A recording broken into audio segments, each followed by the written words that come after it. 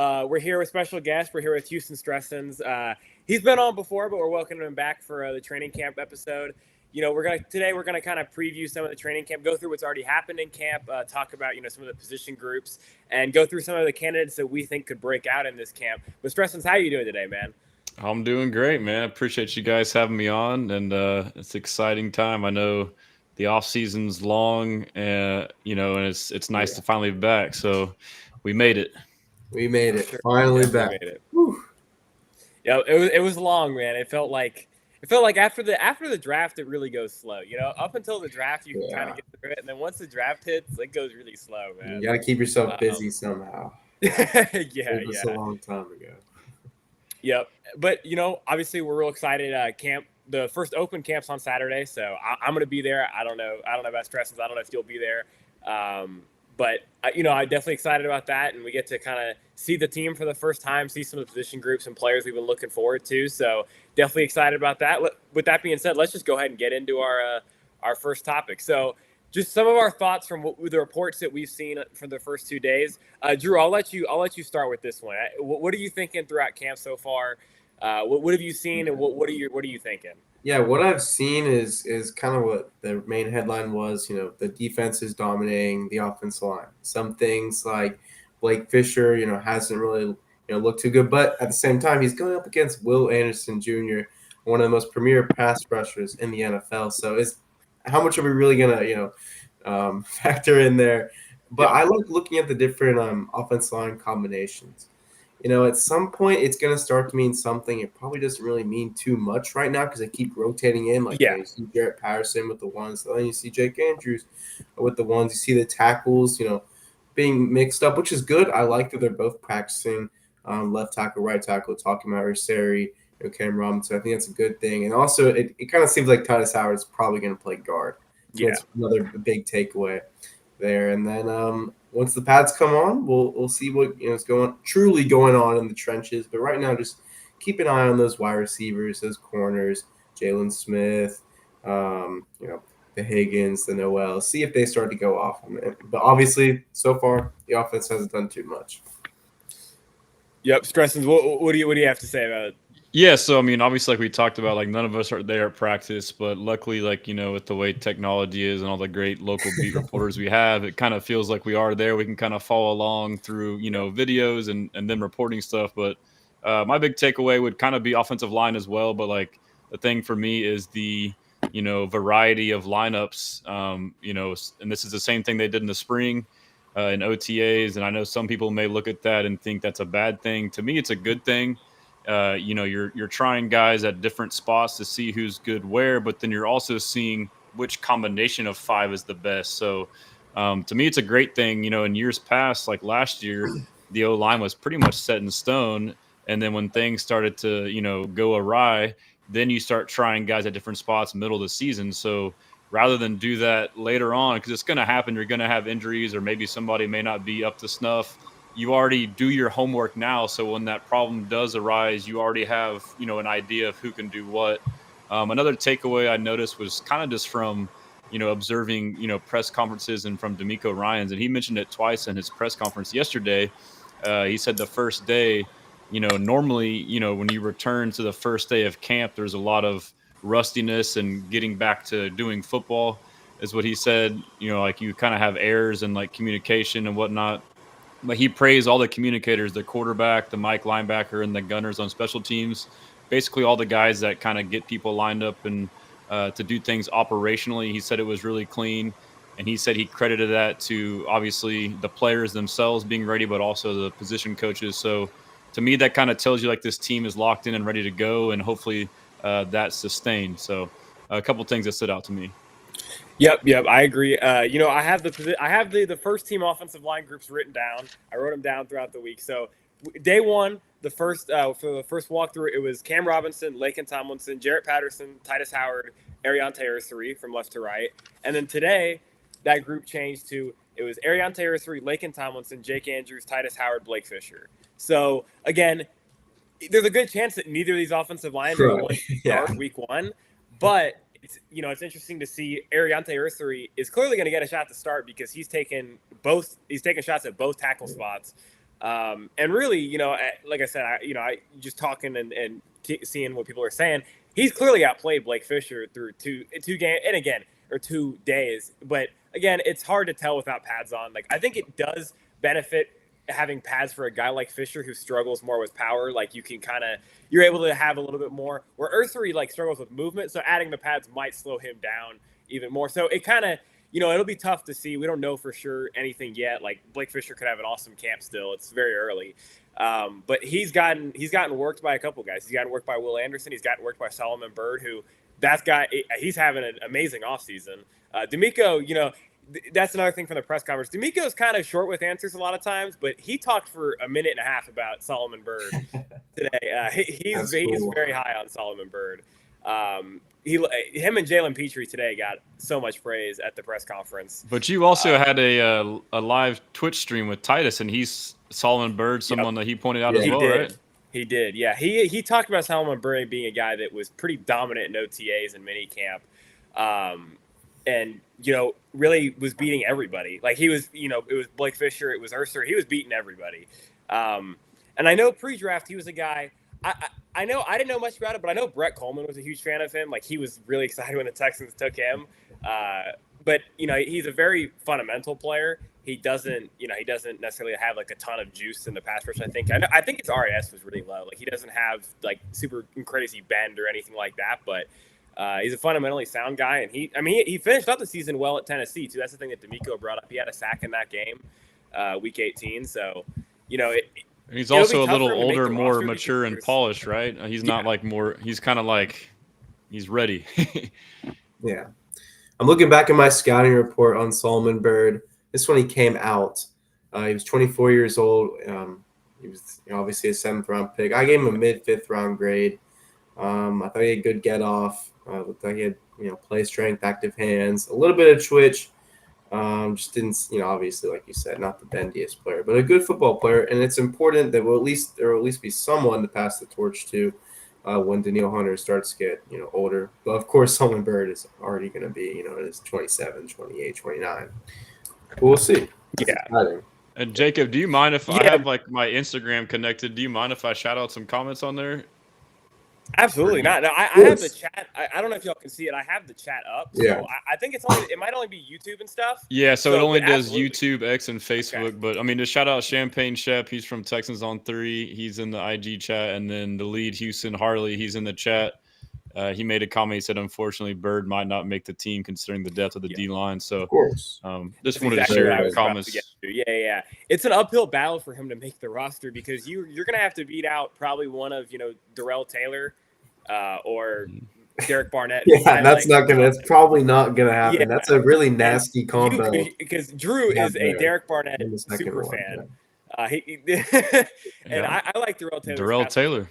Exactly. And then Danico Autry can play edge as well. So, I mean, we pretty much have 5 on lock to an extent, Yeah, so it would be tough for him to make it, but he can play somewhere in the NFL, like whether it's here or he goes to a different team, he'll find a roster spot somewhere because he can play.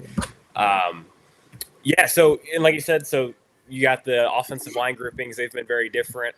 And like you said, Stressans, yesterday it seemed like the offensive and just the communication in general was pretty smooth. Today seemed a little bit more chaos ensuing, drop snaps, interceptions, stuff that that can't happen in actual games. But that's it's July. It's still July, so you kind of expect that. But it was impressive to hear, at least for me, the fact that the offense probably won the first day. They had a pretty good day because I remember last training camp, the offense didn't win a lot. There was very few days where the offense had good days.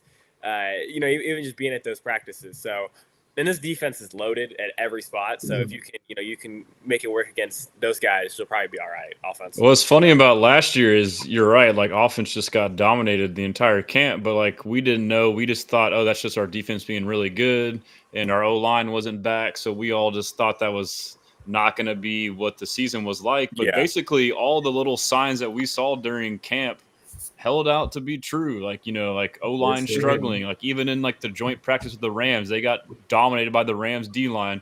Rams D-line turned out to be good. Our O-line turned out to be bad. You know, guys like Kamari Lassiter who balled out the whole off-season camp, we didn't know if that was going to be true. It was true. So, Yeah. a lot of the observations we have, like they tend to kind of carry over. And then real quick on your point or unless you want to get your thought in real quick. No, go ahead. Okay. I was going to say too, like the communication stuff, and you mentioned today from the reports and the local reporters, it was a little sloppier operational wise. I came to the realization recently from watching, the quarterback episode on Netflix. Kirk Cousins with the Falcons, they had Zach Robinson, who's a first-time OC with the Falcons. Yeah. And I kind of noticed Kirk was talking about the playbook and talking about how extensive it was and all the motions and stuff like that. Yeah. And like for him, someone who's been in several offenses, like saying like this is a lot.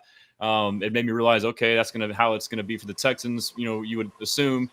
And then that week 2, week 3 game against the Steelers, they show a clip of where they motion the tight end, but he motions too soon.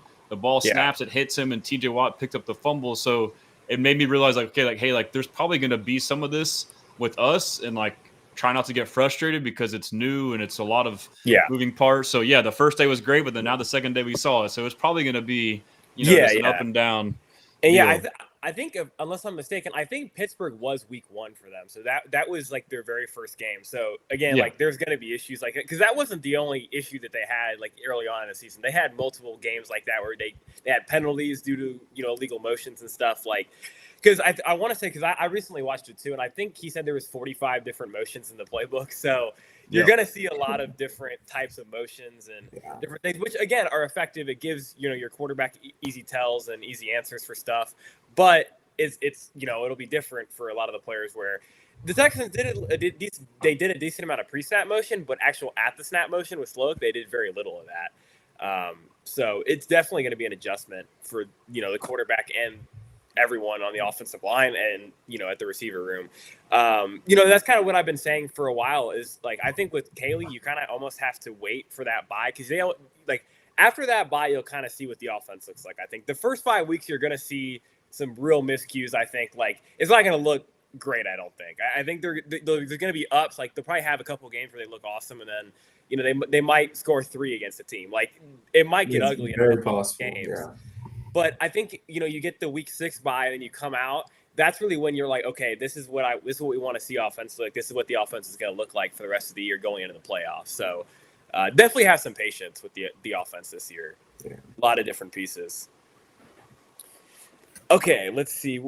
Anything else we have for training camp so far? Any other thoughts? Not right now. I mean, we'll see. Maybe there's some more highlights out there, or someone starts to pop off in one-on-one situations, but I haven't seen anything of that sort yet. Yeah, I mean, it's just like some of the stuff reported. Like Jalen Petrie had an interception today. Like I'm someone and I'm very high on him. Yeah. So I mean, it's tough. It's. We can only, scour over with what we have. So like, it's hard not to overanalyze when it's all you have is this stuff. But I mean, and also too, like, I'll just say like my take on the O-line is I'm not going to sit here and try and proclaim that I think and know who should be playing where when I can't watch the film or watch practice. Maybe if I go to practices and see stuff or if more, clips come out. But my thought process is to just let it play out, man. Like just enjoy it. Mm-hmm. It could be a multitude of different lineups. And for me right now, it's good. It's a good thing that they're, trying all their options. So I'm just enjoying the process. Now, there is some aspects in terms of certain players and what they're capable of. It's like, for me, I think of Jarrett Patterson as a pure pass protector. I don't think of him as someone who is going to, bring a boost in the run game. And at this point, we kind of know what you get with Jarrett Patterson. He doesn't provide a boost in the run game. Jake Andrews, if you go all the way back to his days at Troy, was always a better run blocker than pass protector. So they have 2 completely different players to choose from to be their starting center. And then you kind of know what you get. You might know what you get with Juice Scruggs at this point. Unfortunately, it doesn't seem to be like he's fitting in with the NFL at this point. And then with Cam Robinson, looked pretty solid in Jacksonville. Went to Minnesota, started to struggle. But that's not really, you don't have to know much of the schematics to play left tackle. Why are we struggling in Minnesota when we weren't struggling too much in Jacksonville? Yeah. And so it's just it's really interesting, the options that they have. And then also still Trent Brown. They have Laken Tomlinson, who can be just a solid, steady guy. for you. So it'll be interesting. Yep. Here, we can answer some of these chat questions if you want. There's a couple in here that are pretty good. So, should Tyus be telling everyone their plans to run a lot of double teams in the run game? I think people know that. Sure. I think people know that. Yeah. Brandon, I would say a lot of teams and players and coaches, let's say after the meetings or after practices to the press conference, we're gonna ground and pound the ball. We're gonna run the ball 40 times. Nick Caley said in his introductory press conference that we might run the ball 40 times. He's not afraid to say that because he wants to punish the opposing defense. He wants to punish them. Titus is ready, to get dirty in the run game as well. Yeah, and Stressans, like you said earlier with the stream, he told me that from right. June. He's not being shy about it whatsoever. He doesn't care what people think. Well, it's not hard to put 2 and 2 together. Like we here as casual fans, like, hey, we need to run more gap scheme, more duo, more downhill run blocking. Like our personnel is built for it. So we go get a guy, that is able to do more of that. So like, of course, that's what we're gonna do. Like I'm glad to hear it, and like just because someone hears that doesn't mean that it's gonna be some advantage. And then also too, like they've said too, we're also going to evolve our offense based off the opponent that week. So just because that's what they're working on now doesn't mean that they're going to run that every week or every play. So, I love it, man. I wanted to hear that. Like, downhill football. Let's go. Yeah. And this is like, this is what we need. We need the run game to alleviate everything. Like a lot of our problems last year were 3rd and long, 2nd and long, because we did this BS ass wide zone where you're running behind the line of scrimmage and getting tackled for a loss every other play, we want to get positive yards on 1st down running the ball, and the rest should fall in line.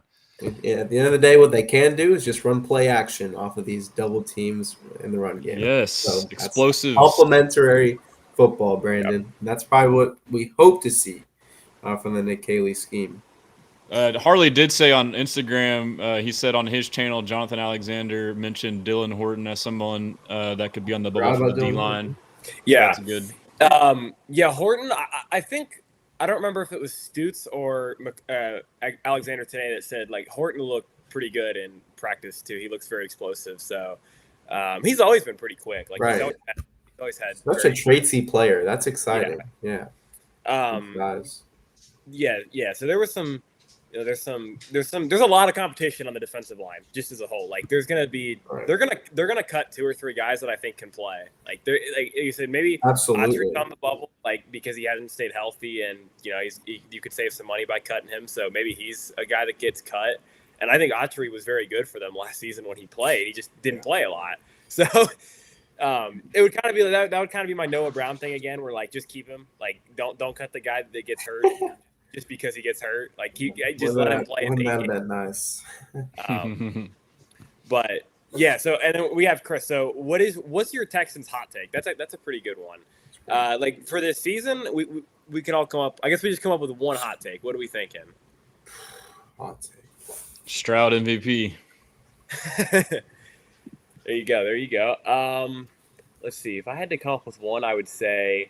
I think I'll go. I don't know how much of a hot take it is, but I'll say that their defense finishes number 1 in like a lot of defensive. Like they will be the best defense. I would say maybe Jaden Higgins finishes first in receiving touchdowns on the team. Okay. Ooh.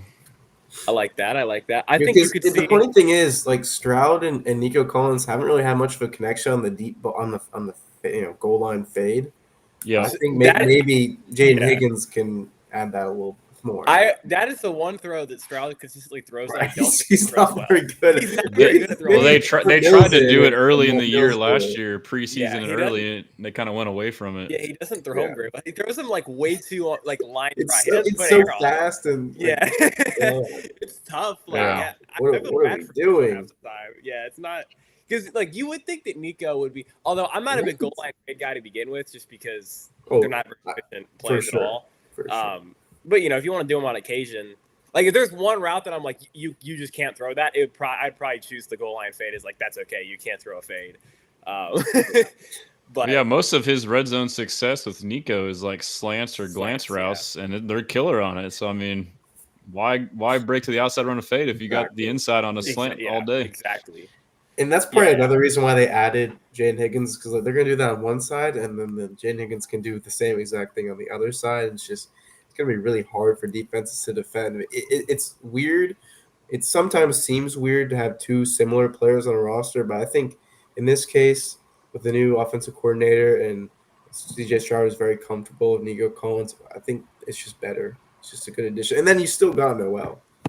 I agree. Yeah, so like y'all know me, I'm like super analytical. I was like, oh, we can't get another X receiver, but I did realize too that Higgins like played almost 30% slot, so he almost played he almost played like a Z type receiver, even though his frame is different. Yeah. And then like you factor in, a coordinator like Kaylee who's innovative and can adapt, and like obviously the Patriots in years past have found ways to do unconventional things. So I think it'll work. And then like they're big too. Like I think that's something we're forgetting about too. We're talking about the run game.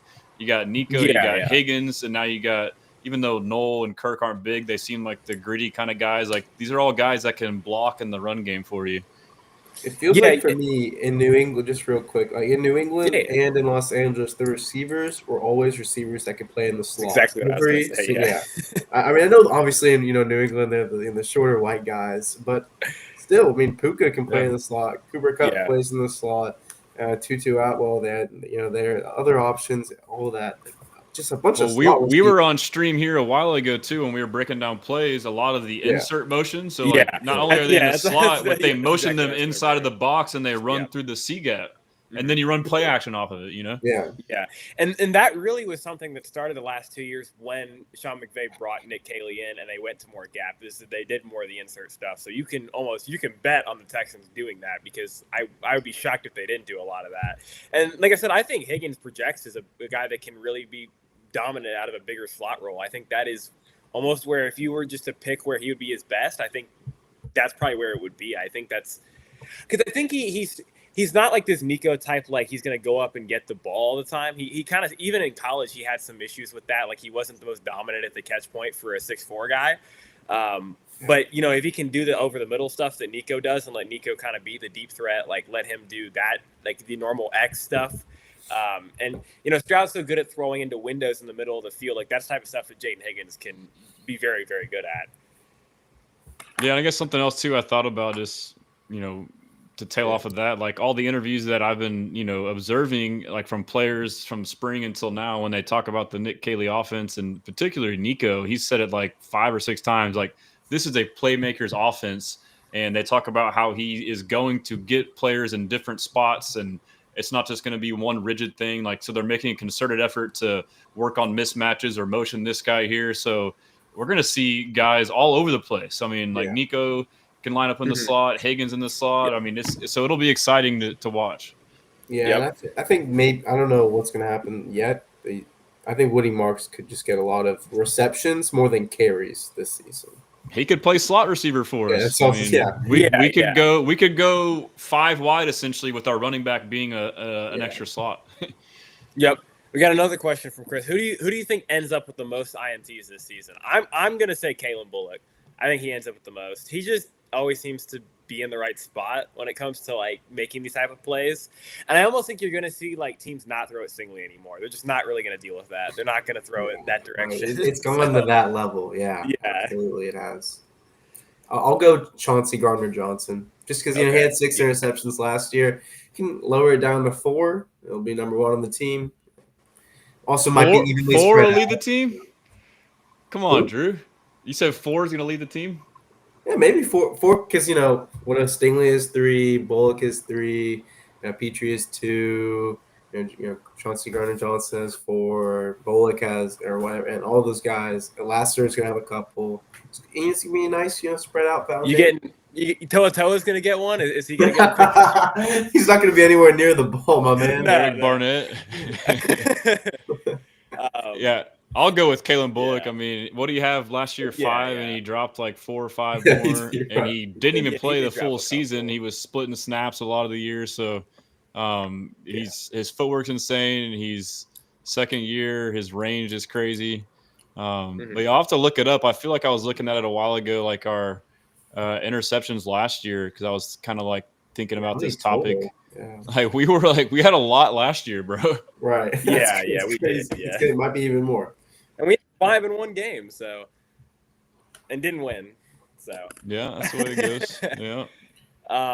Will Anderson will get a pick. That could be pretty fun. I could see him getting a pick. Honestly, that wouldn't shock me. I could see that. JJ Watt. Yeah. I mean, if you listen to his ease, Daniil Hunter getting a pick wouldn't be that shocking. He's covering wheel routes and he's a freak. That guy is something Absolute else, man. freak. All right, let's go ahead and move on. Let's move on to the next one. I'm guessing everyone knows what my pick's going to be for this one, but can't breakout candidates. Put on the spot here. Who are we going? If you had to pick like one candidate for a breakout throughout camp and heading into preseason, like who would be your one guy? So the criteria would be this is someone like who's overlooked that like maybe wouldn't be considered a starter that wins a job. Yeah, like, or if you're a guy that we don't think you're going to make the roster, he ends up like having an awesome preseason, makes his way onto the roster. Okay, like, I'll do a hidden gem. I got you. Yeah, that works too. I'll start. I'm going Brevin Jordan, like I have for the last three training camps. I guess. I think Brevin's going to have a huge year. Not in the sense like I don't think he's going to have a 1,000-yard season, but I think he's going to have 300-400 yards probably, and then be a really good blocking tight end. Get out in space and make plays. So I think he'll be a big part of what the Texans want to do. I've thought that for a while, and I think he was really going to have a good year. Last year, he was showing off some really good things in the run game, and he just wasn't able to stay healthy. But I expect a lot out of him. Okay, I got mine after deeply scanning the roster. I'm going to go with Junior Tafuna, the undrafted free agent. Oh, that's your guy, yeah. I think that he's a more technically refined run stuffer than Kurt Hinish. I'm not exactly sure how old he is, but still, I think that you got to take the youth a little bit here. He's not a pass rusher whatsoever. Frankly, his pass rushing reps were hard to watch at times, but I love watching him defend the run, and I think he'll make the roster over Kurt Hinish. And I would be sad if he didn't. And he was out of Rutgers, correct? No, I'm thinking of Hamilton. Hamilton. He's a little bit of a tweener. Still not an excellent pass rusher. He's a good athlete. Yeah, okay. Because Drew, you liked a couple of the undrafted. Yeah, I did. Elijah Huzzy. Oh. Yeah, Elijah Huzzy was a guy that we liked. Yeah, we got a lot of potential guys. Daniel Jackson is solid, bro. Yeah, I had like a fourth round grade on Daniel Jackson. Yeah. Well, yeah. So just real quick before, we had 19 interceptions last year. We were second in the league with 19 behind the Vikings, who had 24. But my breakout candidate is going to be EJ Speed, man. Like I've been, stumping. I've been stumping for that. Like, we signed him, and like majority of people were like, special teamer or whatever. Like, bro, like he started the past 2 years for a special teamer. Exactly. So he started the last 2 years for the Colts and had a lot of production. And then like, he tackled people because they sucked and they were behind. And like, that's not true, dude. Like, I mean, he's a guy. I feel like it's similar to guys like Nico or, people that kind of blossom late. I mean, I'm not saying he's Nico's level, but coming out of Tarleton State, I believe he was maybe a safety. He wasn't even a linebacker initially. So you come out of a small school, you kind of get moved to a position, and you're not somebody that's like highly drafted with like a lot of hype on your name. Yeah. And like, I feel like people hold on to that weight so much. Like people feel like if you aren't declared to be great right off the jump, it's like harder for the public to catch up to be like, this guy can actually be, he probably could have been like a third, fourth round grade talent considering if he starts. So he's just developing late. I think D'Amico has a soft spot for players like that. He's talked about him unprovoked several times. Like he enjoys the guys that are, if you listen to him, like even today, he was talking about Brayman. He like loved him and loved his story about him being an underdog, smaller school. So there is that element, and he's fast, like he likes speed, EJ Speed at that position. Obviously, he could be somewhat of a liability in pass coverage, but I'm sure D'Amico will work on that. And then the contract too, I've pointed to like the fact that he had a Pro Bowl escalator in his contract, which from my knowledge, not just every player signs that, especially if you and or the team doesn't think you have a chance to fulfill it. Not so much like the monetary value. So there's that part of it, production. And then it's a question mark with Christian Harris. Like obviously we've seen it. He's active, but still not practicing. I thought last year, people say he was injured, but to me, he played. And if you're on the roster and you're Yes, thank not you. playing, Me and Drew have talked about this for the longest time. You're not hurt and playing kickoff. That doesn't You're happen. not yeah. hurt. So people You're were like, not "Well, he hurt. was hurt," and we're like, "Well, he's in game shape." Well, he's back on the roster for like 5-6 weeks. Yeah. Like, what are And we like I doing? said, Like, we he can't played just special keep teams. doing this. He just didn't play defense. And the So way he was- D'Amico and Nick Caserio are, they're super cautious about injuries, right? Like, Right. they will give you a couple extra weeks. So if you're actually hurt, they're not going to force you out there. They would have kept him. So I mean, like, he was fine. Yeah. Like, we can't keep doing this, you know. So No. that kind of weighs into it too. But I Yeah, think Drew- they went and got him for a reason, you know. Yeah, Drew and I have talked about this for all offseason about how he If people wasn't- just said, "Nah, don't say that. Don't say." He don't- played don't 0 say- snaps on defense in the playoffs, and like Yeah. maybe part of that is like, I think okay, he maybe a little played- bit of game shape. Yeah, because I think he took didn't he start the game against the Chargers and then never came I back think in? so. He played like I 3 swear. So snaps. he started the first Very game because good, Aziz yeah. was out, and I don't know. I think Henry bumped to Mike, and I think he played Will, and then I believe Yeah. he played a little bit of Will, and then like, okay, we'll watch him playing against the Titans. Like, no, we rest him against the Titans, and like we all think, okay, they're saving for the playoffs. Like, yeah, he's coming back, and then both games in the playoffs, I don't think he played Right. any snaps on defense. Here, let's check that. Let's check. If the Let me Texans- pull up. I legit think it's like 0 in both, and so Let's like. see. I'm pretty confident it's 0 against KC, but I think he did. I want to say he started the game against the Chargers and then got benched after like 3 snaps and didn't touch the field again. I could be wrong though. Let's Yeah, see. I'm not sure. Let's see what you come up Swear with. Okay, to here we God. go. I can share my screen. He played 7 snaps against the Chargers and 1 against Kansas City. So he did play a little bit against On the Chargers. defense. Yeah. I don't think they do special team snaps. I could be wrong. Man, But so I he looked played- into, I feel like I saw like none, but I mean, still, that's Yeah. He 7 barely out of played like at all. what 50, 60 snaps. I mean, that's like 7 out of that was a weird game. There's probably a lot of defensive snaps. Let's see. I can check. But I guess There people was- can argue like, and probably part of it 56 too was total snaps. Yeah. yeah, so that's not a lot. So, but you could argue like Henry Toa was more reliable, like because he'd been playing and like maybe he wasn't as high of a ceiling, but he was someone you can rely to be in the right place, right time type of thing because it's playoffs. Mm-hmm. But still, like like if this was a different player, if this was like J.J. Watt or someone else, and he was hurt and came back and didn't play, we'd be like, what the hell is wrong? Because I don't know why it's being treated differently, Yeah, I mean, Toa was just I have better no last idea. season. Like, I'm not a big Toa fan, but he was just better. Like, he was more reliable. He showed, even when Harris was healthy, he didn't really play very well. Like, I thought he was solid against Miami, but then, like, the Kansas City game, they kind of picked on him. And then I think Baltimore picked on him, too, if I'm not mistaken. So it just was, it wasn't great. I mean, and like I said, I'm still holding out hope with him. Yeah. I'm not completely out or anything like that, but because he is really the one linebacker that can provide you the sideline to sideline speed and the coverage, which in a ideal world next to Aziz, that's perfect. Like that's exactly what you would want from your other linebacker spot. But he's just too inconsistent, though. I mean, he's had flashes, but like overall, and like we tend to like only remember like the really great moments, but it's like it took him a while to come around. But then it was like a small, like it was only sustained for like the last 3-4 weeks, and then that was it. And then when he came back, he went back to kind of like the rookie year of the inconsistency. So I mean, yeah, it's tough. But like the other part too is the state of the franchise. Like we are in win now mode. D'Amico Ryans has showed us he's not waiting on anybody. Like. We could have made the case to wait on Dameon Pierce. We go sign Nick Chubb. It's like, no, like he's trying to maximize everything now. I mean, absolutely. And, so I pulled up, again, PFS, not the end-all, be-all, but if you wanted to know Harris's PFF grades from last season, he had 79.2 and 56 snaps against Miami. Like, he was pretty good against Miami. And then I think he was the mic in that game, too. 25.2 from the other 2 games where he played 40-plus snaps in each of those games. So it was not good those last 2 games. And like you said, he didn't play against Tennessee. And then played very little snaps in the playoffs. And I'll be clear too, like I don't have like a hard on again. Like I love Christian Harris as much as the next guy, but like I'm just trying to be like logical. Like I'm talking from what I've observed from their actions, the coaching staff, not like my own emotional take or opinion. For sure. For sure.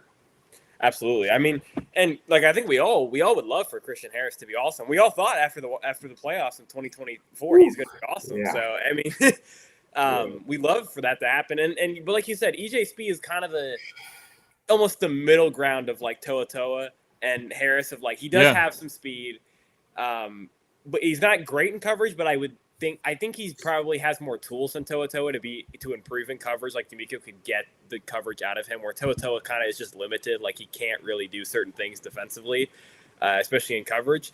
So if okay, we want Harris to be the starter, but he just isn't gonna happen. Well, we want someone next to Aziz that can kind of do more in the coverage game, have more sideline to sideline speed. Then AJ Speed makes perfect sense for that type of job. Or at the very least, it's rotational between the 2 or 3 of them.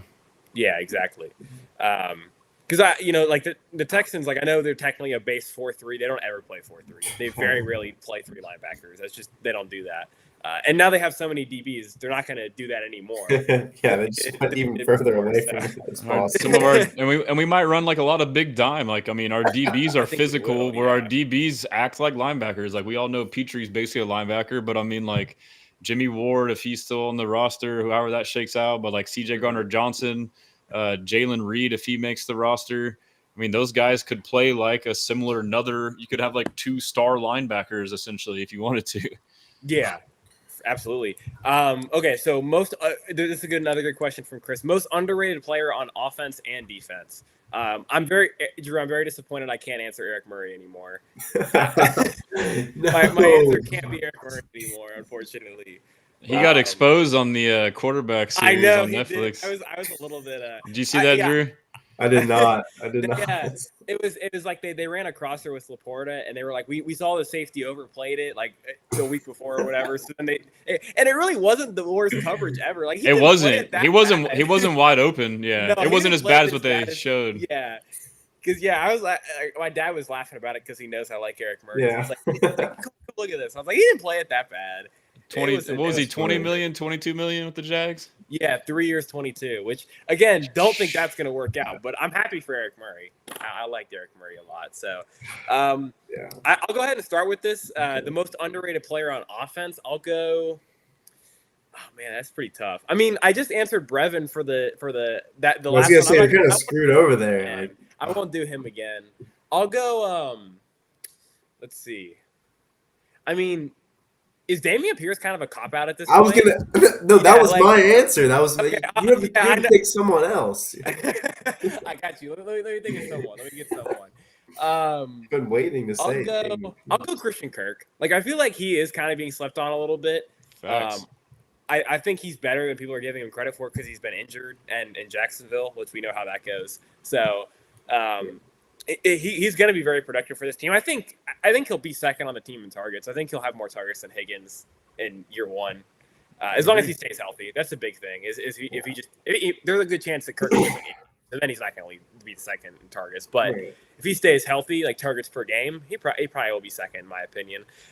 Defensively, that's tough. There's a lot of guys you can answer defensively that are pretty underrated, I feel like. I mean, I feel like Tim Settle's still pretty underrated. I feel like people don't give him the credit that he deserves. Wasn't there like an article that said the Texans' weakness was their interior defensive line? Yeah, PFF. It's not true at all. Did that. Yeah, it's not PFF true. No, it wasn't PFF. It was ESPN actually. It was.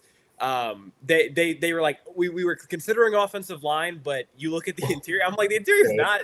It's such a casual you just admit you don't know what you're talking. Faltukasi. I don't know what that is. I mean, there's another good answer. You could go with 3 different guys, 4 different guys in the interior. That's what's so frustrating. Like all these pundits and analysts are the ones that we're supposed to rely upon. Is like y'all don't know jack. Like, I don't even know the roster. They had like in that same thing. Like the roster was wrong, right? Like the depth chart. Yeah, they put Titus at right tackle. I think they put. That's fair. That's like probably what he is on Madden or something. There was a couple ones on there that were pretty bad though. Like they did. I actually posted. Let me see. I can pull it up.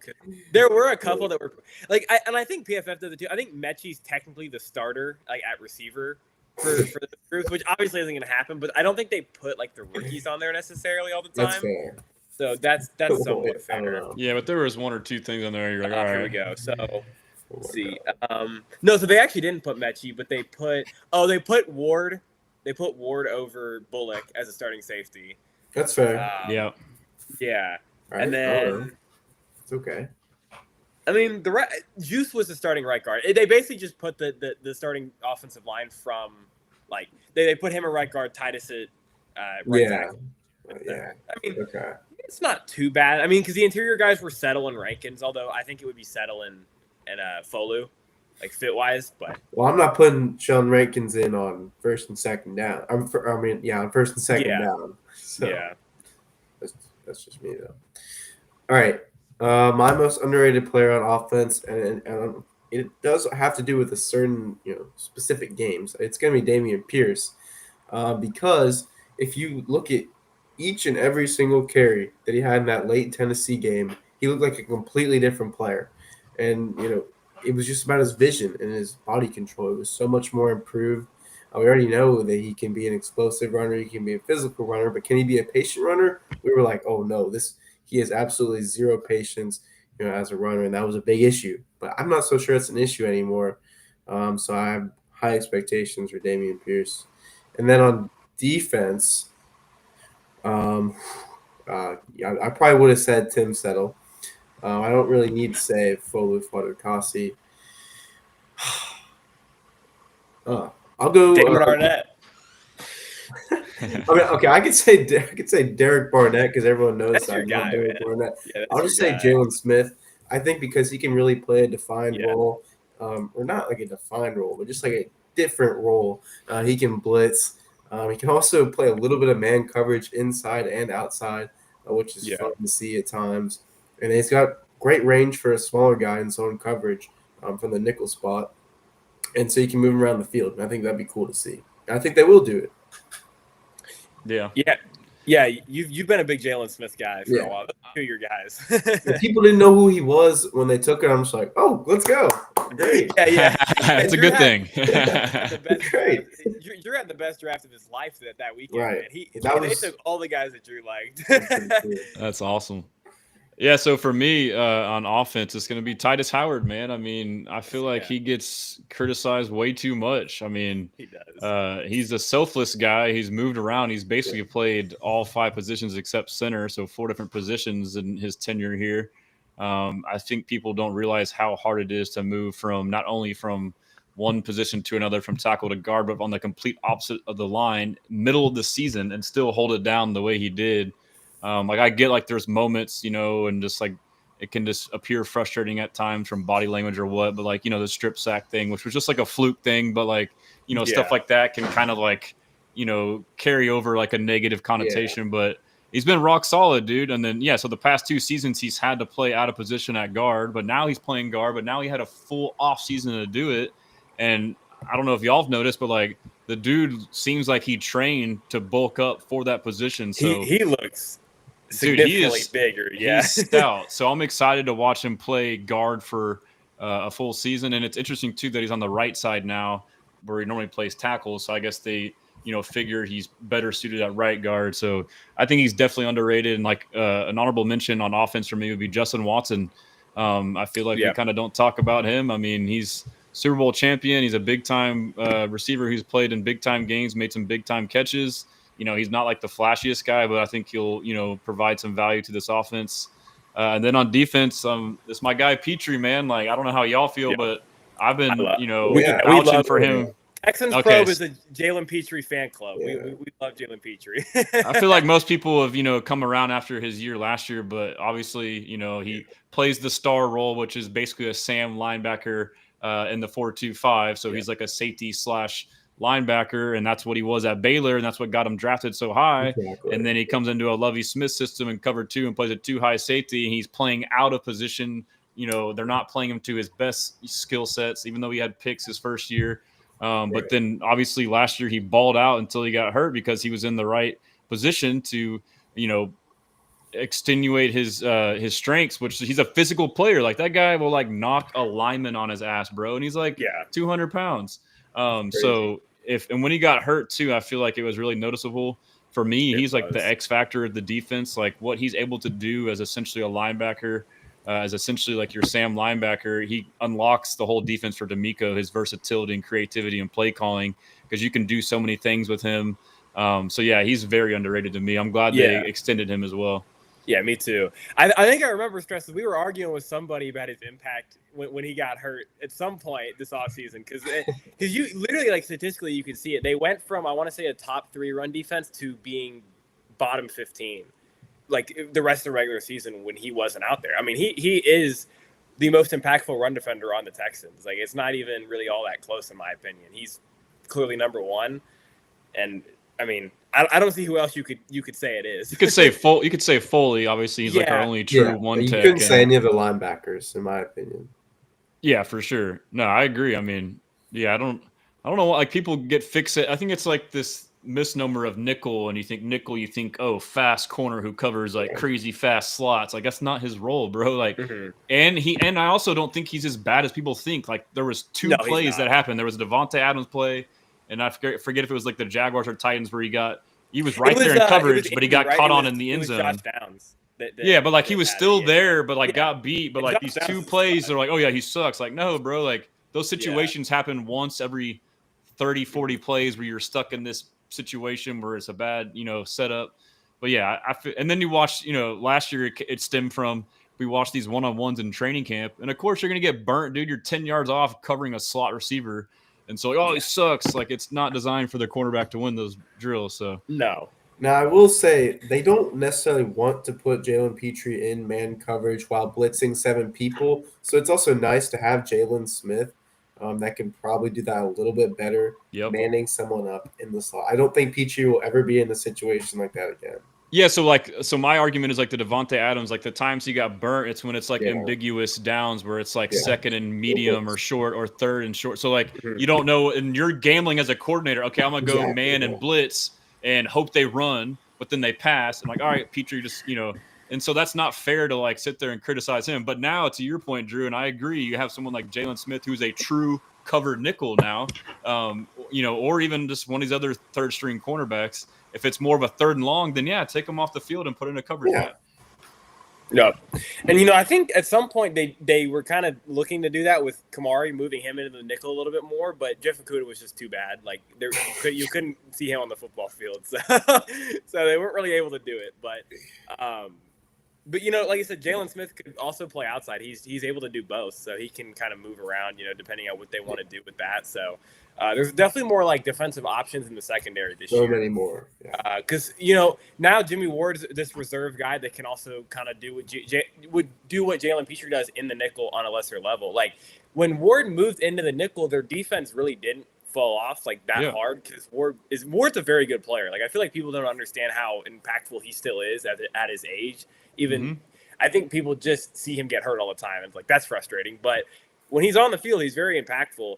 And, it really didn't fall off until after Jimmy Ward got hurt, too, in the Kansas City game to where that was like, okay, the run defense is clearly not as good as it was before. Yeah, because then now you had like a true nickel and Miles Bryant who did well, but like that's if you're playing a passing team, great, but he's not going to be a factor in the run game. I agree. Jimmy Ward was almost a 1-for-1 replacement for Petrie. They're both a similar kind of, crash out style players. So, yeah, for sure. And like you said, I mean, the difference, I guess, is like I think Petrie just is more explosive. Like he has more of like I'm just gonna run you over. I'll just run around you. Like Jimmy Ward's more like he's more under control. I feel like because even reliable, like out of control. Like when he does this stuff, but that's also just a young player. Like he is his first year in that role since college, like you said. So you're kind of an animal, used to, dude. Yeah, he's an animal, awesome. Bro.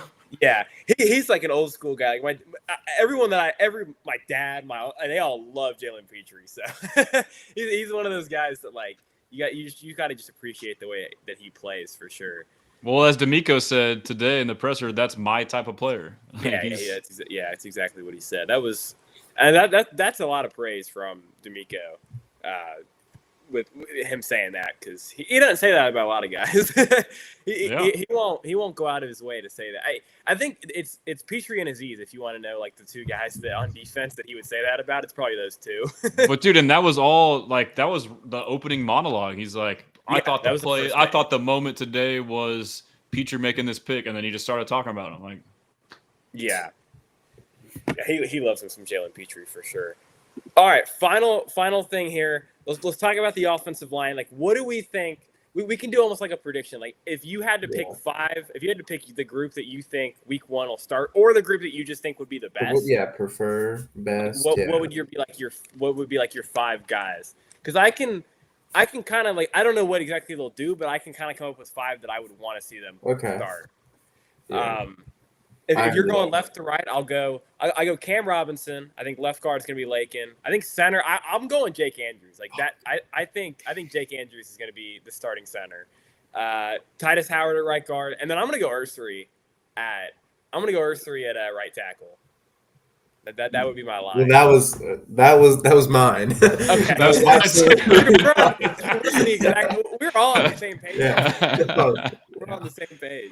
Oh shit. Okay.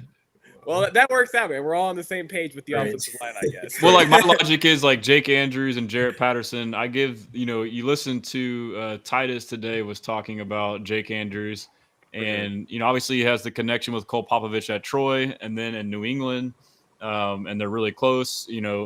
Drew talked about him being a good run blocker, which we're trying to emphasize the run. You would probably take that to set up the pass. He has a wrestling background. Again, this is another guy, just because he isn't some big, flashy, sexy name right off the jump, people just assume he sucks. I'm like, this is an O lineman. Like, you really don't know offensive linemen's names. Like most people could only tell you 10 to 15 in the entire league that aren't Texans, if that. So like this, the fact that we don't know who he is doesn't mean jack. And then, he's a great communicator is what Titus said today. Like he said that he's a great communicator and gets the calls out quick. That's like the biggest thing we can have is like, let's get lined up first. Yeah. And then we can have a chance to actually run the play. So, but yeah, go ahead. Like you said, that's why the connection to Cole Popovich that he's had for the longest time matters so heavily to them. Like, that's why being able to just like, okay, I played in this offense. I know what the assignments are. Like, I can figure this out. And like you said, Jarrett Patterson just doesn't have the upside in the run game. Like, that's the issue with him. But, if Jake Andrews comes in and he doesn't play well, then at least you know what you have in Jarrett Patterson. Like, we can go to Jarrett Patterson and like the pass protection will be fine. Whether the run game isn't good or not, like, you're going to have that with him. So that's nice. And, I actually was going to bring up a point because you talked about Titus Howard, being on the right side and pass protection, like maybe that being easier because he played there. He actually, when we were on the string, he did tell me that he was excited about right guard just because he thinks it's easier to set from the right side. Like, he's just done that his whole career. So playing right guard is easier for him, he said, especially in pass protection, just being able to like just set more naturally. Maybe, So he was maybe a few less false starts there as well. I mean, wherever you're comfortable, my man. Wherever you're comfortable. So that was So he definitely said that out of the guard spots. Did he say if he had input on whether he wanted to play there or not? Or? I didn't ask him if he had any input on that, but he just told me he was definitely excited about playing on the right side at guard. He like I said, he said he's been enjoying it. So. And he said he clearly was told he was going to play guard because he looks insanely huge compared to how he has the last couple of years. Just his whole career. It's funny. He's listed at 6'5", 322 pounds. You're saying he's bulked up. When we're talking about the elite size of 6'5", 330 pounds for a guard, just mauling guys over. Ooh, it's exciting. Yeah, and now running duo and gap scheme where he just blocked the guy in front of you instead of this finesse bullshit. He's like, right. But yeah, like as far as the rest of the lineup, like we said, we all agree. I think it's pretty obvious. Most people would have Cam Robinson left tackle and Lakin Tomlinson at left guard. Center seems to be the one that can be up for grabs. Right guard's Titus. So then from there, it's right tackle, which the original lineups were Fisher, but it seems like recently he's not doing good, and they're not scared to play someone like Ursary, and sounds like he's doing well. Titus raved about him today, about how good he's doing. So that's kind of just my logic on it as well. I'm sure it's the same for y'all's. I think they paid Cam Robinson starter money. At the end of the day, they paid him starter money. They, definitely liked Ursary. I don't know if he was the player that Sarah would have taken in the first round, when he made that comment or whatever. But I actually like Ursary at right tackle more than left tackle. Even though I thought he moved well for his size, he is a very big guy. I agree. He's not like the Tunsil, little bit leaner, finessey guy. Ursary at right tackle could be quite deadly because he can really get downhill on guys, so he doesn't have to cover so much ground. Yeah, and I feel like in practice, for him going against a guy like Will Anderson, who's and that's really going to be trying great. to bull rush you, like that'll be a good matchup to watch. Because really, I'm not out on Blake Fisher. Like I said today, I tweeted about it. Like I still like Blake Fisher. I thought he did some really good things last season when he stepped in at right tackle. Like I didn't think it was all bad at all. But matchup wise, Will Anderson's a really bad matchup for him. Like it just is. Like that's just a very bad matchup. That's a bad matchup for a lot of. Well, the funny thing is, pads aren't on. Like if pads were on, like he's bull rushing him, then it actually would be a bad matchup. But I'm a little concerned. We don't have pads on, and what are we doing with our hands, and how are we moving our body? But I thought Will Anderson had a good bag. I mean, I know you at one point didn't think that he had much of a bag to his game, but I think Will Anderson's he talked about that at the presser yesterday, actually trying to add more finesse to his game. Yeah, which that is the thing he lacks. Power wise, like any type of long arm like that, he's good at that stuff.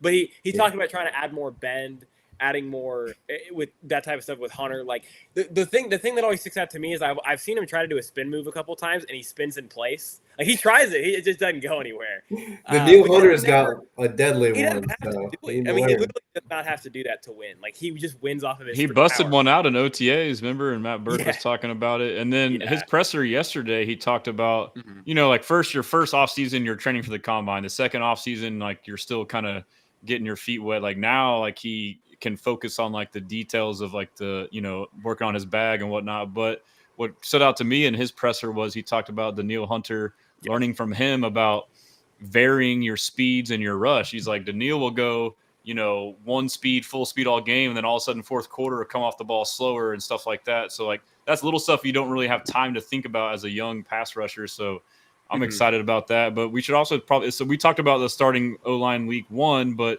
there could be a potential that Trent Brown, if and when healthy, could, be there at right tackle as well. So That's interesting because I've seen a lot of people push for him. I'm on the side of I don't really think he gets the starting job either way, even if he is healthy. I would be concerned about him being able to move laterally anymore. Like he wasn't moving very well. We don't need that shit. We're running downhill, baby. Run downhill. I think he's the perfect 6th offensive lineman though. If you're gonna run 6 lineman sets and run downhill, put him in the game, right? Because he is a big dude. I just don't think.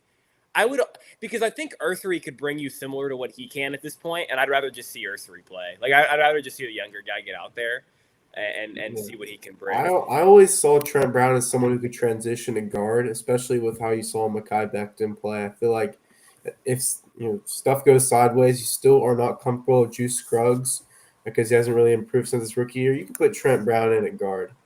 That'd be the biggest guard in NFL history, I think. It's interesting. Him and Becton, Him and Becton are like same size. Yeah.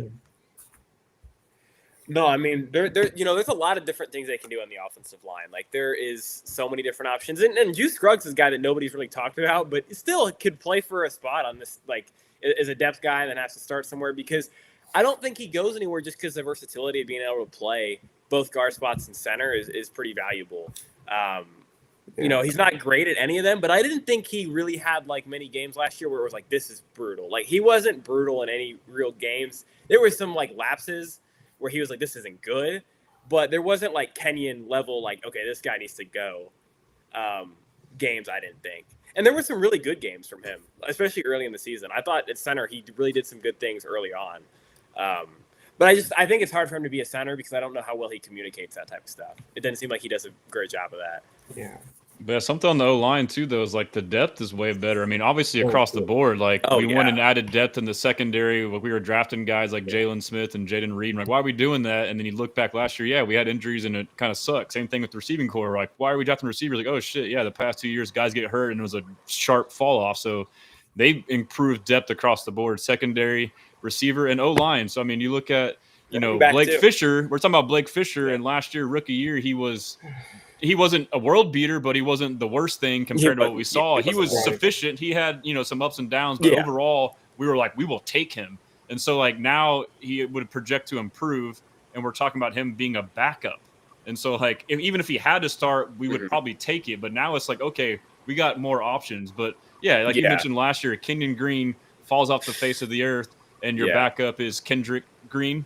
And then, and then Shaq Mason falls off. Who's your backup there? We had no depth, bro. No, we had nothing.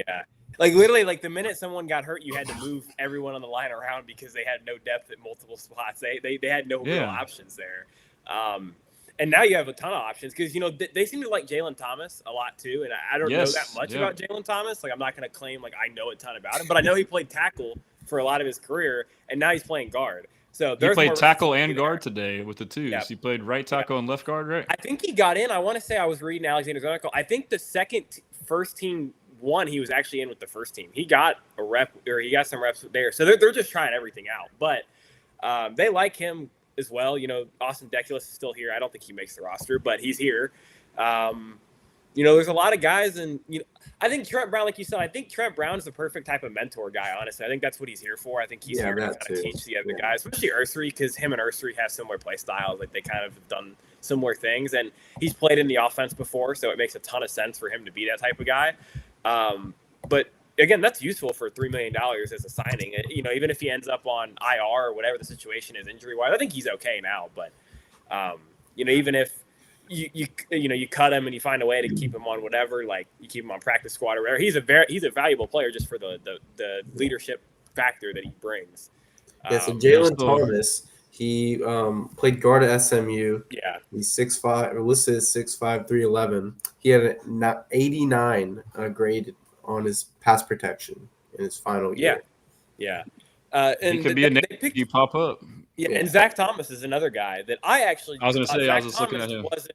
He's not a guy that he was a guy that I actually pushed to play a little bit more last season. I wanted to see he was going to be our savior last year. We're like, please, yes, who is this guy? guy? I wanted to see because I'm like, these guards are just horrendous. Like, I don't want to see Kendrick Green anymore, man. I'm good on him too. Like, Kendrick Green was almost like Kenyon was so bad that people were like, let's see Kendrick, and Kendrick was horrible. He like. I appreciated his effort in the run game. He was a good run blocker, but he couldn't pass protect at all, man. It was brutal. He was still better than Kenyon too, though, which is crazy. He was.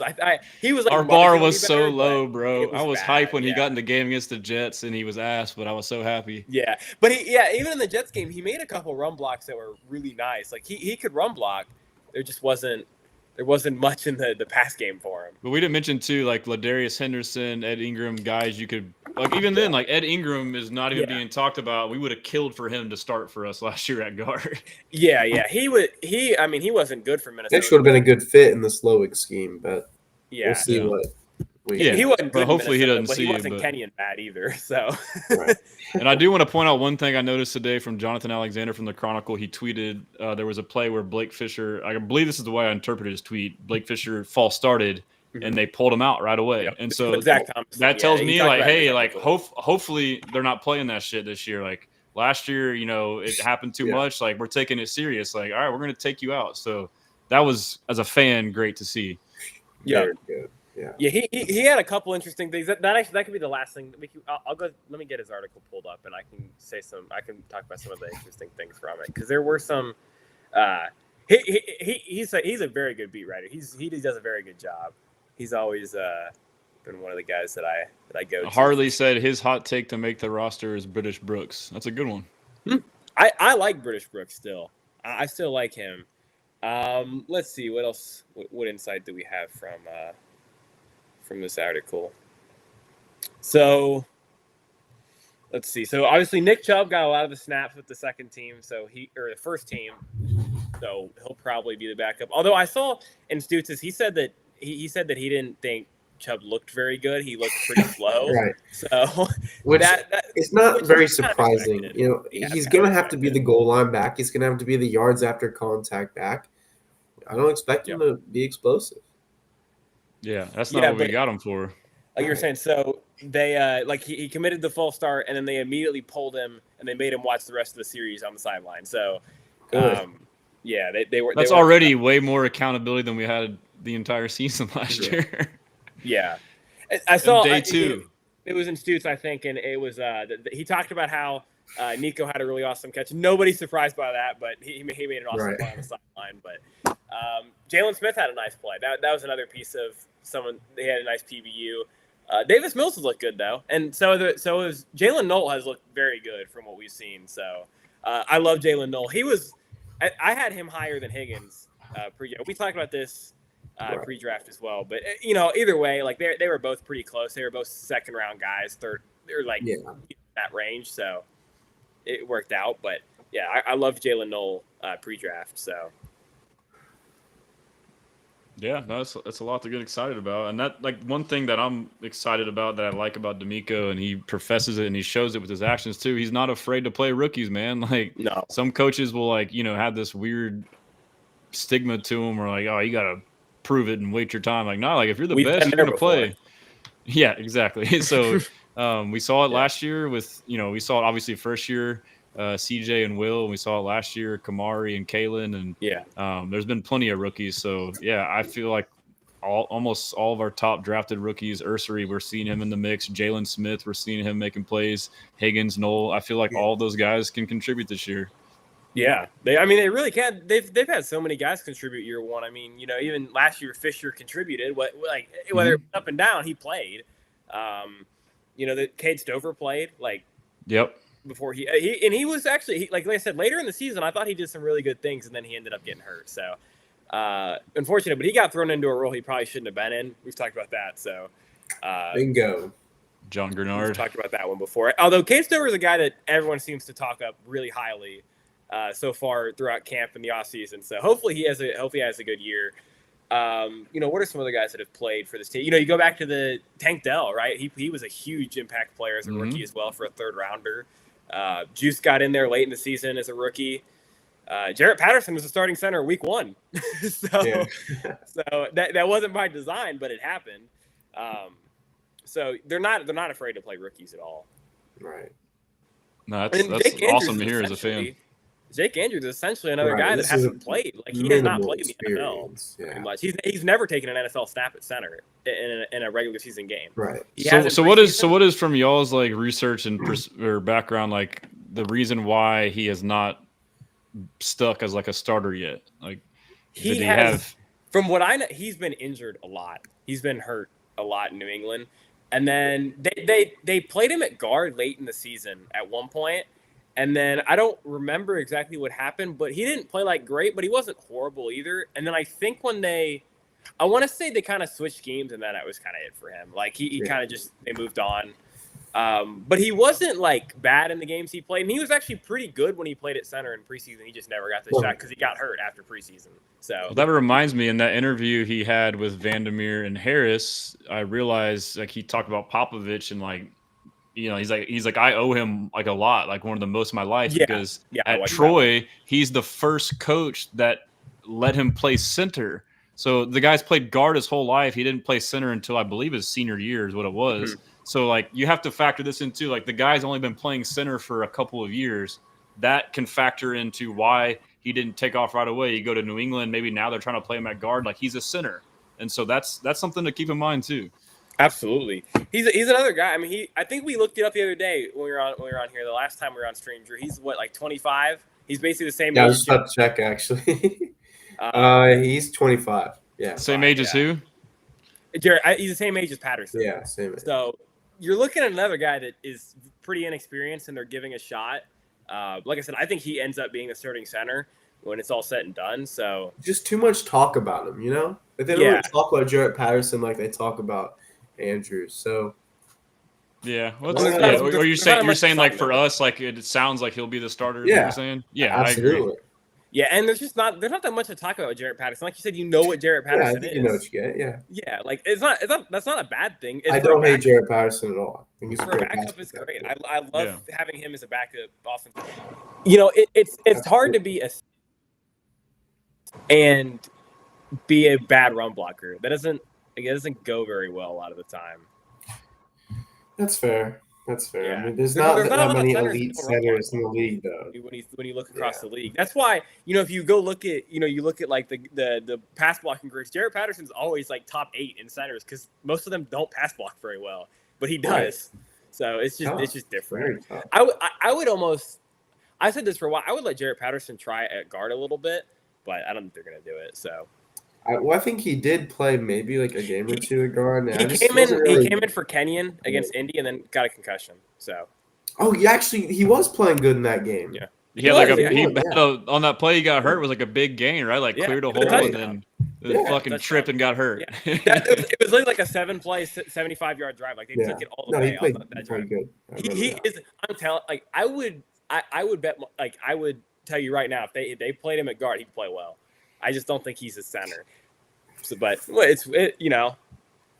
I'm not mad with the guards that they have currently, though. At least they have guys that they're confident in, like Lakin and Titus. You kind of know what you're getting from those guys. So, well, you have to look at it like we talked about depth. Like you got to look at it through like 1 through like 8. Like the whole roster. Like we had LT who was a great pass protector, but then it was just after that it was not great. But like the overall like average, if you were to like rank all of our players 1 through 10 and like do a score of last year's versus this year's on the top 8 guys, this line is going to be way better just based off of that. And that's not even factoring in scheme and coaching. So, that's what I believe. Because I don't know if, you look at the guards last season. I think Titus was the best guard last season. I still think he's the best guard in the team this year. But, they definitely didn't have a Lakin level guy. Because, Shaq Mason, I think, was somewhat close, although he was pretty bad. I'm not super high on, but I think if you look at 2023, I think you'll get somewhere in between where Shaq was in the first year in Houston and where he was the second year, which that's solid. Like he was pretty good his first year, and he was bad his second year. So you'll probably get somewhere like in between that with Lakin, I think. I'll take that all day. Yeah, and you save $10 million doing it. So there you go. Important. Yeah. Yep.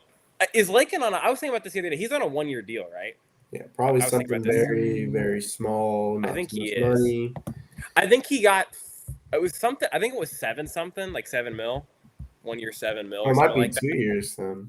I don't know. I'll look it up. Let's see. Lakin. He's on a 1 year. I don't remember what it was. Lakin Tomlinson, base salary, signing bonus. He got 4.25 million with a max value of 5. Okay. Yeah, it's 1 year. I was thinking about that the other day because I was like, he's pretty clearly going to be here for 1 year, I think. But for $5 million, he'll be a productive guy for that much money. And like I said, it's nice with Lakin. Like I think a lot of the issues in the offensive line were just like, okay, we're not playing as a unit. It's nice that Lakin's going to play 17 games. Like he's going to be out there every single game. He doesn't miss games. He's played 1,000+ snaps every season since 2017. Like that's pretty crazy for an offensive line. That doesn't happen very often. So he's out there. So, and he's kind of taken over a leadership role, at least somewhat, with the offensive line. From what I've seen, it's kind of him and Titus Howard taking over like the leadership role. So, there's definitely an impact there. And it's corny too. Like, there is definitely a change in like the mindset and mentality of this offensive line, and he provides value there. He's a veteran, a guy that takes pride in protecting the quarterback. Like all that crap we saw last year, CJ getting beat to hell and no one ever picking him up and everyone just pointing fingers and just worrying about their own job. That's gone. Lakin embodies that. Jake Andrews in his interview, he embodies that. I think Titus does. He's a selfless guy, but now he can really kind of step into that. I haven't really gotten to, peek into Cam Robinson's personality, but he kind of strikes me as that same, cloth. Ursery seems like he's cut from the same cloth. It sounds cheesy and corny, but I think that's a real thing, dude. Right. It is. It definitely is. We saw it last year. Like there was significant issues with the mentality of the offensive line. Like you said, like just the fact that your quarterback's getting killed and you won't even go pick him up is pretty bad. That's not great. I found a clip the other day and it was pretty funny because it was against someone and Stroud got sacked and you see Tunsil like adjusting his wristband or something. He was like, I'm like, this is I don't know, man.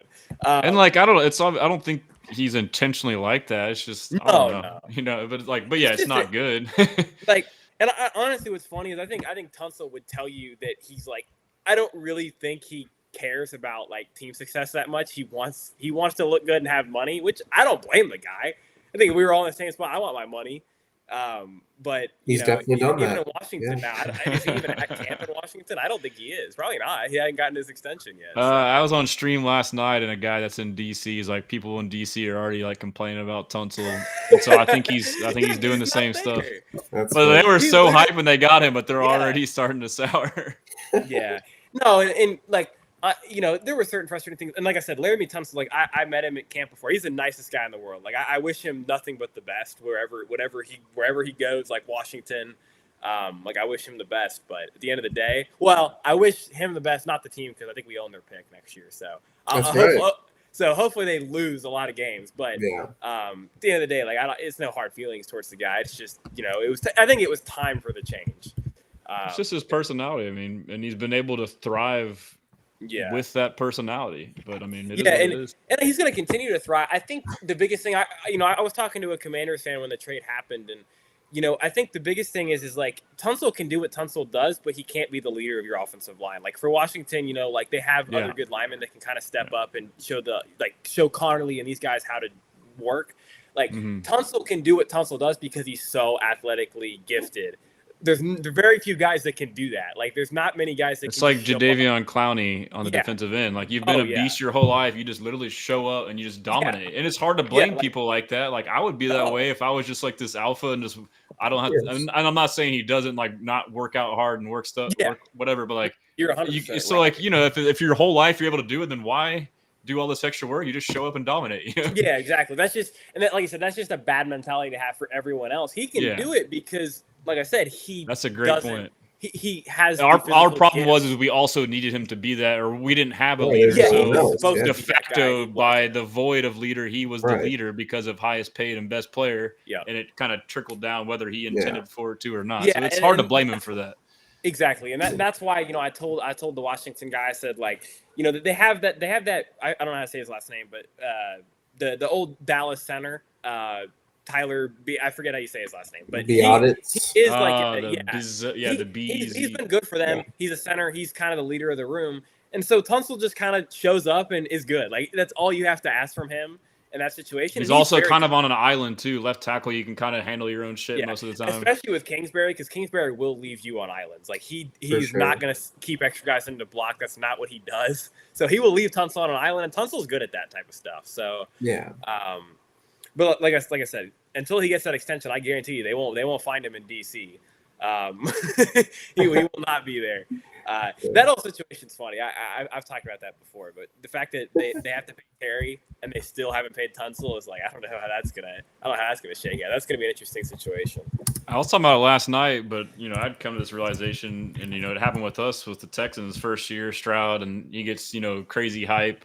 And everyone talks about sophomore slump, and it happened. But to me, it was more so the coordinator. But I think the Commanders, like everyone is so fixated, like NFC Championship. Like, bro, like they barely beat the Bucs. The Bucs gave them the game in that first wild card game, and then you go into Detroit and beat the Lions, who we saw what the Lions were when we played them, and we should have beat them. But like at that point in the season, they were a shell of themselves. Like the injuries they had were insane. So you didn't beat the same. So people have like this, in my opinion, wrong conception of like how good the Commanders really were. I mean, they did reach the NFC Championship, but then they got smashed. But it's like that's all you think about. Yeah, NFC Championship, they're freaking good. Jaden Daniels, like they could regress pretty hard this year. Yeah, I think I recently, I forget what day it was, but I posted just kind of like some NFL hot takes just in general, and that was one of them. I don't think they're going to make the playoffs. That was one of my hot takes. I think Dallas is going to be better than them. If you want to, I agree. I would not be shocked if Dallas comes out and just looks better. I think I'm not really a big believer. Cliff Kingsbury, I like Cliff Kingsbury. I'm not a big believer in him as an offensive coordinator. Still, he hasn't proven that he can do it over a season. And he was, he did a good job last season, but I'm just not. But this happened before, like when he first came on the scene, he was new, and then coordinators adjusted, and so like now he took a break, came back with new stuff, and then teams will adjust. But then also someone mentioned too, like the fourth down variance, like the amount of times they went for fourth down and got it. Like if they would have missed like 3 or 4 of those throughout the season, like that changes like the whole outlook. And I mean, you get plays like the Noah Brown Hail Mary that won them a game. Like there are a lot of stuff that went their favor, and it was an awesome season. Like I enjoyed watching that team. Like they're fun. Jaden Daniels is a very fun quarterback. Like no hate towards him. I just would not be surprised if they have a less successful season than they did. And there's some teams in the NFC now that are very good. Like I think Atlanta is going to be a very good team this year. So high on Atlanta, dude. Yeah. Penix is the truth, bro. Like he was the truth all through college, and people didn't want to admit it. Yeah. And like the small sample size he played, he's a beast, bro. And they got a good coach. I think Raheem Morris, good coordinator. They got a good defense. Zach Robinson's my guy, man. I am so high. I am so shocked to this day that Zach Robinson got no offensive coordinator interviews last season, because I get Kirk did not look good in certain stretches, but when Penix was in and early they were like a top 5 offense last year. He looked really good. I don't know what they were, but they were for good sure offense. top 10, dude. Yeah. I mean, and like I said, if you go where like Kirk was healthy and then Penix took over, they're probably top 7 or 8 in EPA. Like their rushing game was unbelievable. I mean, literally, like they just ran outside zone with Bijan 90% of the time, like in the run game, and it worked because Bijan's and their offensive line's awesome. I think Chicago's a team that could be really good this season too. So there's a lot of good teams in the NFC now for Washington to compete with for a wild card spot, assuming Philly kind of runs that division again. Which I guess that same team never wins that division twice in a row. It feels like, but yeah, that has been a thing. Yeah, I mean they made the trade for a reason. Yeah. That's I mean, true. and we could be wrong, and they could win 14 games. Like that wouldn't shock me either. But I'm just, like we said, we've seen it. Like we were almost overconfident going into last season as a Texans fan. We're like, we're going to win 13, 14 games. It's just not how it goes. It's not how it always goes. So you never know. All right. Any final thoughts before we wrap this up? Any, training camp moving forward, thoughts of, players or anything? Yeah, I mean, moving forward, I'm curious about one-on-one matchups. I mean, I know, Jacob, you're going to be there on Saturday, so it'll be interesting to hear from you, like, was someone getting their ass kicked, was like an underrated, player beating, better players? Or is Blake Fisher stepping up against Daniil Hunter and Will Anderson? Stuff like that. I'm looking forward to that. As maybe Noel is just, so much more explosive than everyone else, knowing Gardem, Higgins, whatever. We'll see. Yeah, I'm going to be there with my guy Nico Elite Takes, man. We're going. Oh, no way! Oh, awesome. So we'll be we'll be getting some tweets out, man. We'll be getting some content. You'll be there Saturday? I will be there Saturday. Yeah. I'm trying to go. You said you have an extra ticket? I gave it to Nico. That's what I said. Man, what the fuck, bro? Nico's cool, man. I like. Yeah. He's big time, dude. He is. I've known him. I met him at camp like 2 years ago, which is funny. But so he's just a Texans fan with like a national account. He's a Dolphins fan, but he lives in Houston. Gotcha. Like he goes to A&M and he's a Rockets fan. So he is like he lives in Houston, but he is a Dolphins fan. But he likes the Texans too. So he goes to the camp. But I enjoy his content. He knows ball, bro. He does. He's like, I mean. Yeah, because I like to I talk with him every so often, but literally I was just looking for people to ask. I asked Drew if he could go because what's funny, I told Drew this. So my brother bailed on me essentially. I was gonna take my brother, and he wanted to play like his video games. So like, all right, man, you stay home.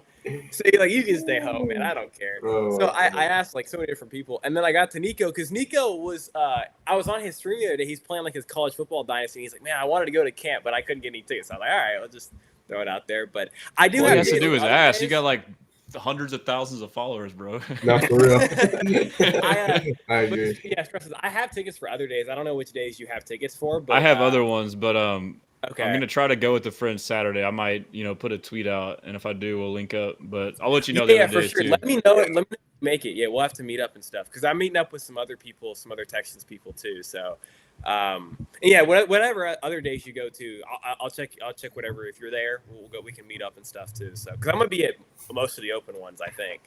I'm gonna try to make it to the joint practice as well. So, yeah, I got tickets for that one for sure. So, yeah, those are always fun. I think my friends have tickets, so I'm probably gonna just go with them. So that should be pretty fun.